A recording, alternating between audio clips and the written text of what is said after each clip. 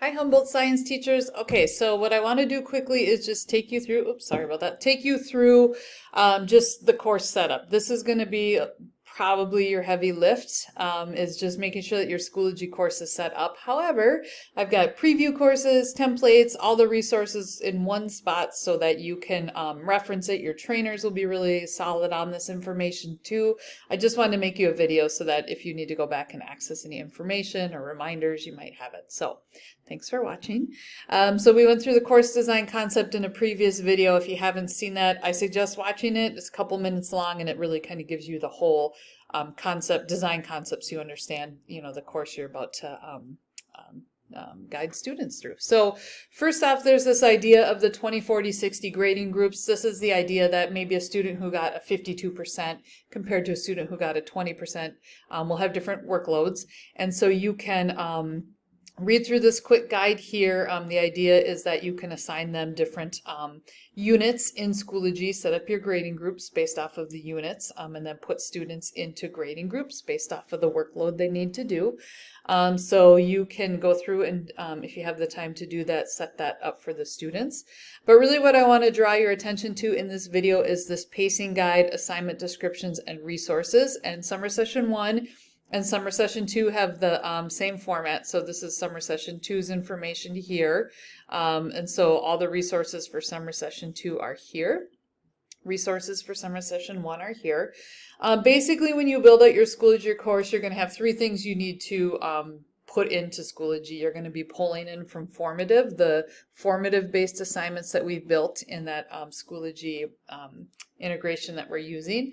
And then you'll be attaching Google Docs will be the big thing. So there's two types of Google Docs you might attach. Could be more of an assignment-based Google Doc, or it will be a Google Doc that accompanies a Gizmos video. And so if you haven't attached or assigned Schoology Google assignments before, there's really good videos on how to do it. And then also Elizabeth, who was one of your trainers, is really solid on it too. So, and your colleagues might be able to help you as well. So those would be the two ways that you're going to pull in the assignments. All of the formative based assignments you'll see right here in this resources that I put together for you. And then here are linked to Schoology preview courses. So if you want to see how I would have set it up, I'm going to take you through that quickly.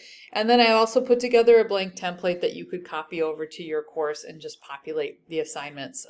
And some of the things with like some of the embedded Google Docs and things like that are already built out here. So it might be a nice resource for you if you prefer to use it.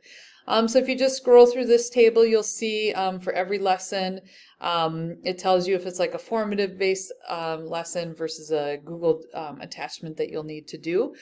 This is the pacing, so this is my estimate of how many class periods it will take a student, and then you can also use that information to help assign points for the gradebook, and I discuss that further on in this this instructor notes. So basically this just takes you through lesson by lesson and gives you a quick idea of what they're going to be doing and how you need to add that to Schoology. And so I will show you a deeper dive into that as well. Google Docs are going to be linked here for you so that you can just pull that up and use that to attach to your Schoology assignment. And if there are Gizmos labs in what you are teaching, I do give you the full resources for the Gizmos lab. So for example, in Summer Session 1, students will be doing the homeostasis Gizmos lab. If you click here, it will actually take you to that lab in Gizmos, so that easy to attach it, hopefully. And then here are the documents that students will be using when they do Gizmos labs. It's all in Google Docs, so it's very editable to students right there, and then they will submit it to you through Schoology, and so that's how they'll do their Gizmos labs.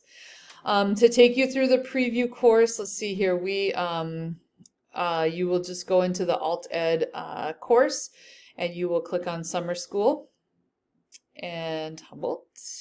And one more click, science. Okay, so basically these are the preview courses. Do not copy these directly over, because links for formative and that type of stuff will link to my formative account, and you need to set it up through your formative account. But I wanted to give you an idea of how I might build this out for students. And so basically you can kind of go through, click into the assignments, look at them, preview them, get a sense of how it works. Don't give them these instructor notes, but do give them the course overview and storyline. It really gives them that big overarching scope of what they're going to be doing in this guided project process to help put, you know, every individual assignment into context. Any that have this will be a formative based assignment. Any that might look more like this means you'll be attaching a Google Drive assignment. So this is how I recommend setting up the course. This is how I've piloted it with students, and it worked pretty well. So again, go back to that instructor guide to get all your resources. And then finally, what I want to show you is if you do want a template that you're just kind of like, here's my template, I'm going to populate it.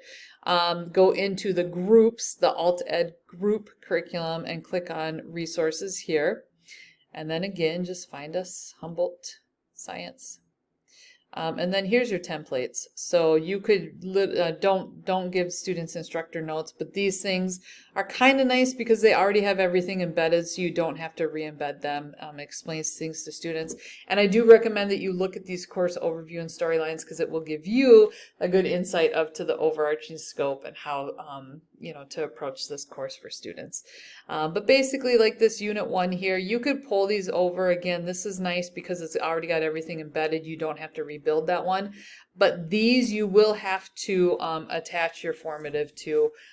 It's blank here, just meant to be a placeholder so that you can see how to do it. So again, your trainers, you're in good hands with your trainers. You can reach out to me. I'm happy to, you know, take you through it if needed, and that type of thing. But hopefully kind of having all these in one spot prevented you from having to go to Google Drive folders and formatives and all over the place. That was the goal, to keep you in one spot, make sure you have all your resources. So check out that pacing guide, check out those previews and templates, and that should give you a good idea of how to set up the student-paced summer school course. So again, thank you.